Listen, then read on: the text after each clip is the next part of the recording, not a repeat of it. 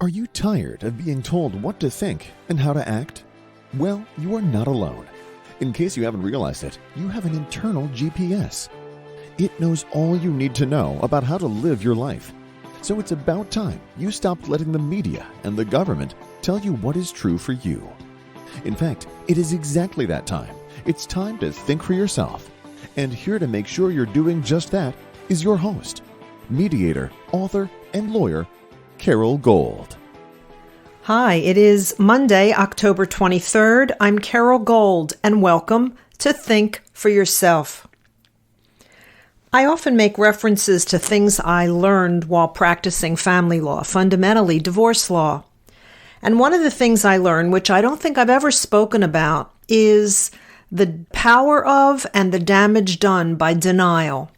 By knowing something or having a strong feeling about something, and because it is something you don't want to know or don't want to explore, you basically move into denial. You turn away from it in the hopes that you're wrong or it will go away. And it never works because, as I saw in every marriage where it occurred, denial only postpones the inevitable. Because truth, as I like to say, and it's not unique to me, will always out. The truth will always out. It's just a matter of time. And I was thinking about denial in terms of both what happened in Nazi Germany in the 1930s and 40s, but also what is happening now in the Middle East and what is happening now in our country, in the United States. So let me first address Germany. You know, as long as I can remember, one of the most important questions people ask about the Nazi attempt to annihilate the Jewish people, the final solution as they called it, was how did Germans not see it? How did they not see it? And when they saw it, how did they not do something about it? Well, from the Jewish perspective, I guess I would say that Jews were contributing members of German society. They were professionals, they were lawyers, they were doctors, they were bankers, they were business people. They were mainstream contributors, patriotic Germans. It was beyond their comprehension that their government could do this to them. In terms of non-Jews in Germany, I guess I would say that they were in denial until the point where the Nazis had so much power, no longer being in denial could get you killed. So when they finally understood the magnitude of what was happening, they were too frightened or too much in survival mode to do anything about it. And yes, of course, there were those who relished the Nazi message and went along from the beginning because they were aligned with it. I want to say that as a Jew here in the United States, and I know this to be true of many Jews that I know, throughout my entire lifetime have known, we always believed it couldn't happen here, and yet we always kept a little voice in the back of our head that said it could happen anywhere, right? So that's why the motto, forgive but never forget, is the motto that Jews apply to the Holocaust. Forgive but never forget. That overriding belief that it could never happen here in the United States has been completely obliterated by the response, the public response, by some elected representatives, by college campus turnouts across this country, by statements that have been made by public figures, by people in Hollywood, by people in Australia, marching in Australia to gas the Jews, talking about there's only one solution at rallies here in the United States. The only one solution is the final solution. That's what they're talking about. And so I believe that, in a way, Jewish Americans have been in denial, a denial we no longer are in. We now know it could happen here, and it is incumbent upon not only Jews who perceive it, but non-Jews alike, be they Christian or God-willing Muslims, who understand the precipice at which we stand and what we see when we gaze into that abyss. But there's another denial happening here in the United States, and that's denial of what's occurring at and as a result of our southern border. It is denial to think that of the 3.2 million illegal aliens that have come across our southern border in the last 12 months, in the fiscal year, which was October to October, 22 to 23, and the 100 and some, or I think it's 100 and some suspicious people who have been arrested, detained, because they either relate to an already listed terror watch list or because what we know about them poses a significant risk to the security of the United States, that double that or triple that amount haven't gotten through. So this open border issue is way beyond Democrats versus Republicans. It's way beyond this concept that the Democrats have an open border because they know that all of these illegals will vote Democrat when they can mail in their ballot, thereby assure a permanent one-party system where it's Democratic rule. It's way beyond that. We are talking about the safety of every American citizen because the people coming across our southern border, completely open border, welcomed in, given bus tickets, given plane rides, given money, given cell phones, given court dates that are years out and will never occur. Many of them are the same people that just butchered innocent people on October 7th in Israel. So we are in denial as a nation that we would, for political reasons, support the Democrat Party because the Democrat Party is who wants the open border. It's certainly who is promoting it, and more so, who is not stopping it from continuing. It is this president who is allowing this to happen, be it him or be it his handlers, because I don't know what he's capable of at this point.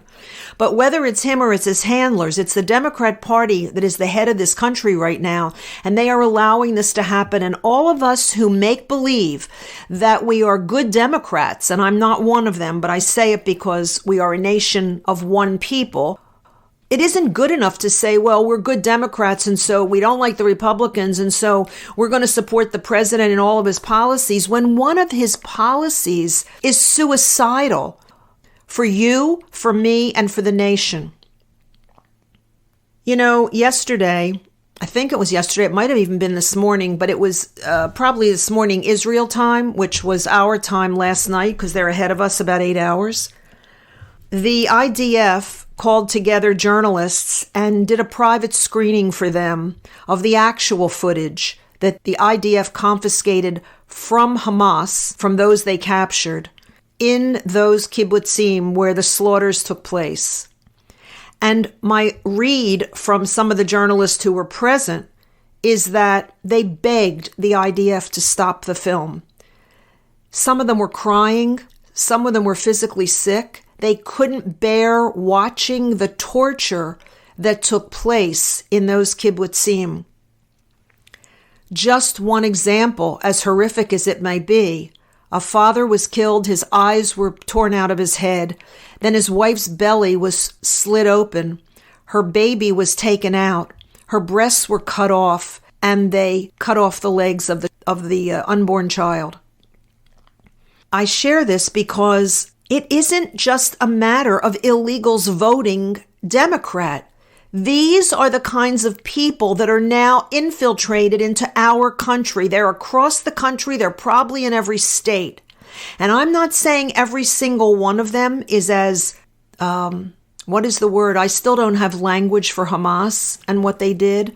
I use barbarian, I use savage, but I don't even know if those are accurate or quite identifiable for the lack of humanity that exists in those people who committed those crimes. But nonetheless, it is our problem because we are in denial, even if every single one of those illegals doesn't have, or those illegal terrorist watch lists that got away, members of the watch list that got away, or names on the watch list that got away. Some of them are Hamas, some of them are Muslim Brotherhood, some of them are Al-Qaeda, some of them are whatever's left of ISIS, some of them are. And they will do to Americans the same thing they did to Israelis, because this isn't about territory, this is a jihad. This is a spiritual war, and the only victory for radical Islam is the annihilation of everyone and everything that isn't Islam, everyone and everything that doesn't bow to Muhammad and does not live by the strict letter of the Quran. That's what this is about, and we're in denial if we think it's anything else. I'd like to make another point. Many people say that the Palestinian people are not Hamas. They don't support Hamas, whatever. I find that hard to believe. They elected Hamas in 2006 to lead them. But let's give them the benefit of the doubt. Let's say that there are Arab Christians, even Arab Muslims in Gaza who think that what Hamas has done and continues to do is horrific. And let me give them a further benefit of the doubt, that they haven't spoken up before, since, or during. They haven't spoken up because they themselves are afraid of Hamas. Let's give them that, okay? So let's hold most of the Palestinian population harmless for what just happened. There's this crazy group called Hamas that is in control of Gaza. They did the atrocities. They are to blame. Okay. Let's think this through one more step I haven't heard anywhere I've listened to. Hamas was 2 years in the planning for what they did on October 7th. 2 years in the planning. It was planned with precision, along with the assistance of Iran and the Iranian Red Guard.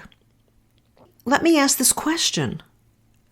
If you plan for 2 years to pull off something so horrific, so atrocious, so precisely done, so successfully done, if success can be used in this context, from their perspective it was a success, do you not think they knew what Israel's reaction would be?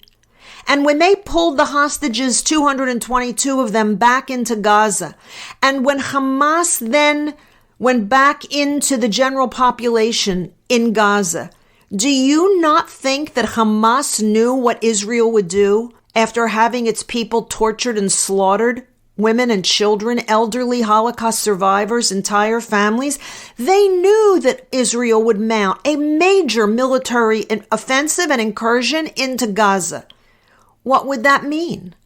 That would mean that Israelis would be killing collateral people as a result of trying to get and wipe out Hamas. Hamas doesn't care about the Palestinian people. Hamas was, is, and always will be willing to sacrifice the Palestinian people for the greater cause of jihad. Because, of course, in the Muslim religion, to become a martyr, to die for Allah, is the utmost way to leave the planet. And because their charter, Hamas's charter, has their sole mission as the annihilation of the Israeli people and all Jews everywhere, and because the Quran itself teaches that when they come for the Jews, even the trees and the rocks will tell them where the Jews are hiding, then Hamas knew what Israel would do. So Hamas went into this knowing two things. One, Israel would respond with awesome force, that would guarantee the death of thousands of, let's call them, innocent Palestinians, based on the premise of my hypothetical here. It's not a hypothetical, on my analysis here. And thirdly, and most importantly, Hamas knew that killing of thousands by the Israelis in response to what happened would play across the world as Israel the aggressor, Israel the occupier, Israel head of the apartheid state, Israel about to commit genocide, and Israel as the bad guy.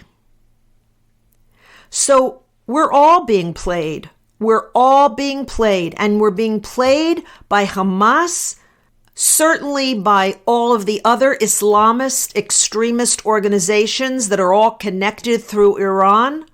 And maybe we're even being played by the larger Arab world. I know we're being played by Qatar, however you want to pronounce it.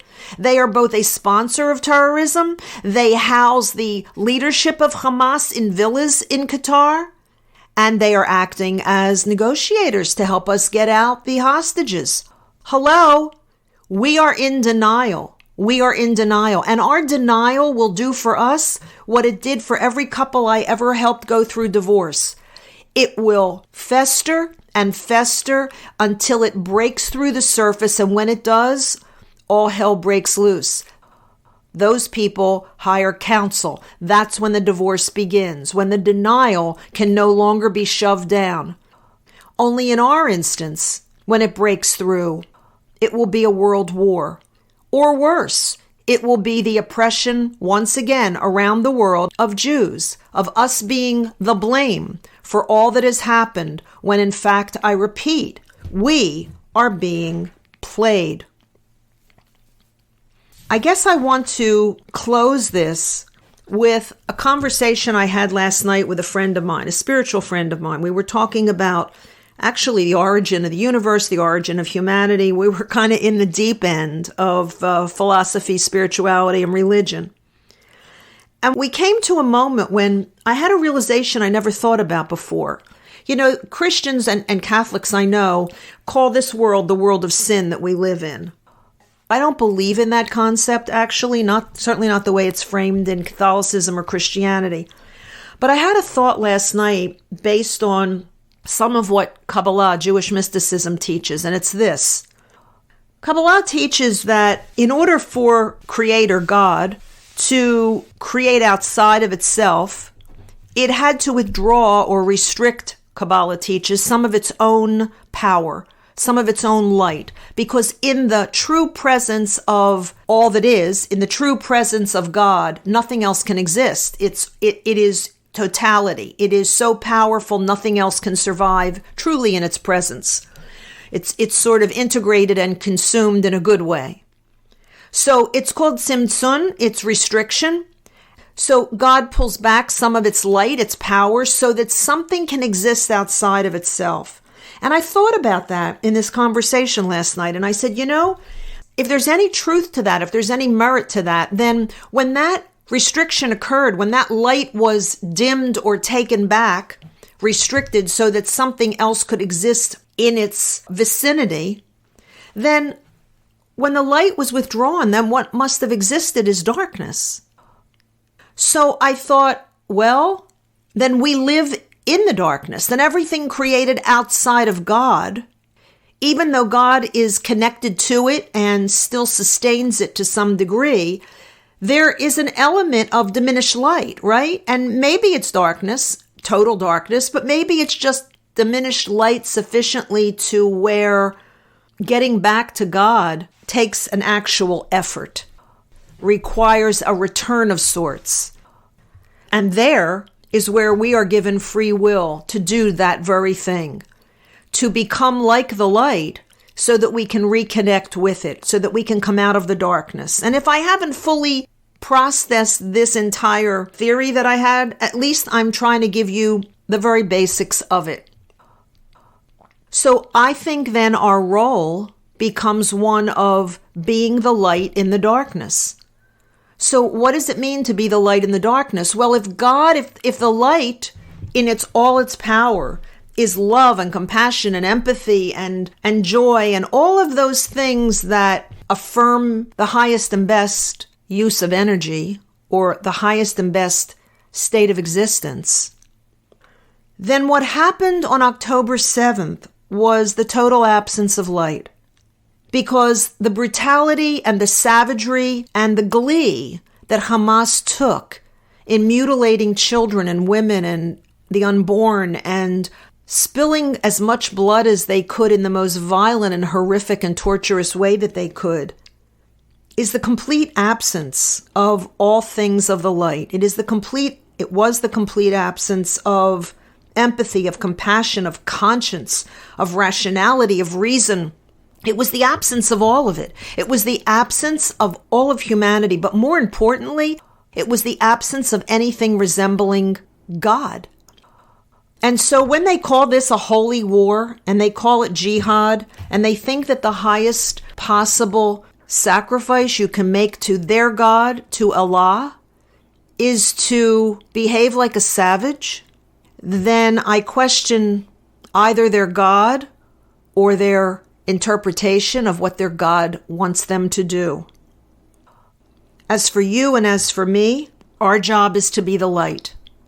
Our job is to be all of those things that Hamas and other radical extremists lack.